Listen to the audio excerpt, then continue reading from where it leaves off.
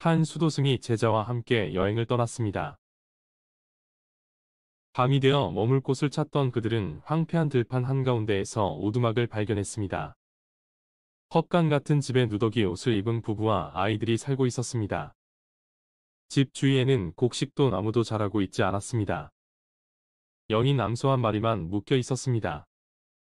수도승과 제자가 하룻밤 잠자리를 청하자 그 집 가장이 친절하게 맞이하며 우유로 만든 간단한 음식과 치즈를 대접했습니다. 가난하지만 너그러운 그들의 마음씨에 제자는 감동받았습니다.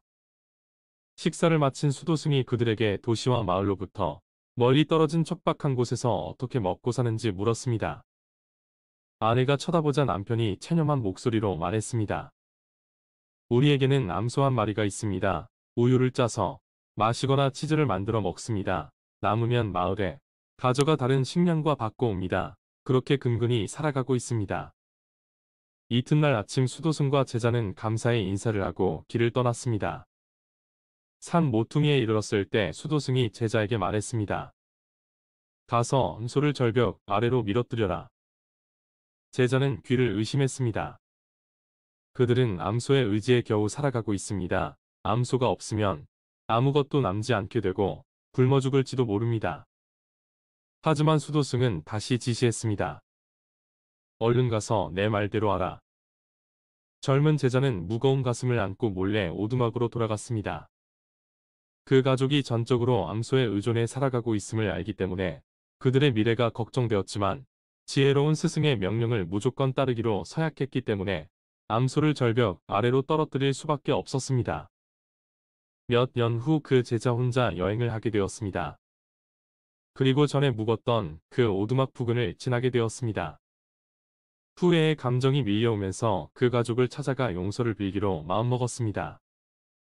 모퉁이를 돌아 예전의 장소로 들어선 그는 놀라지 않을 수 없었습니다.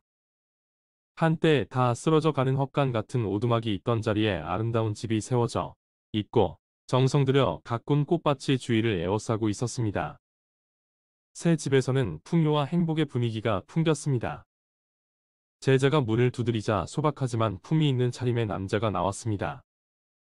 제자가 물었습니다. 전에 이곳에 살던 가족은 어떻게 되었나요? 그들이 굶어 죽게 되어 당신에게 이곳을 팔았나요? 남자는 영문을 모르겠다는 표정으로 자기들은 줄곧 이곳에서 살아왔다고 말했습니다. 제자는 자신이 늙은 스승과 함께 여러 해 전 그곳에서 하룻밤 묵어 간 이야기를 하며 다시 물었습니다. 이곳에 살던 그 가족에게 무슨 일이 일어났나요?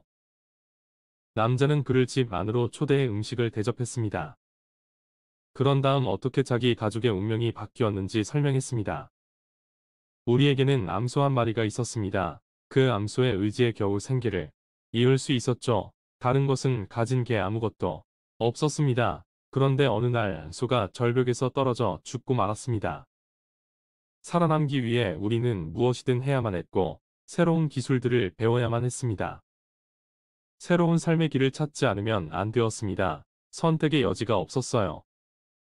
그러나 그것은 우리에게 일어난 최고의 행운이었습니다. 그래서 지금 이렇게 전보다 훨씬 잘 살게 되었습니다. 우리 대다수 사람들은 각자가 든든한 암소를 가지고 있습니다. 그것이 무엇이 되었든 말입니다. 그래서 새로운 세계로 눈길을 돌리지 않고 안주하고 있습니다. 그러나 세상에서 가장 위험한 일은 위험을 전혀 감수하려 하지 않는 것입니다. 과감하게 도전하지 않고 현실에 안주하는 것이 더 큰 위험이라는 것입니다. 당신의 도전 응원합니다.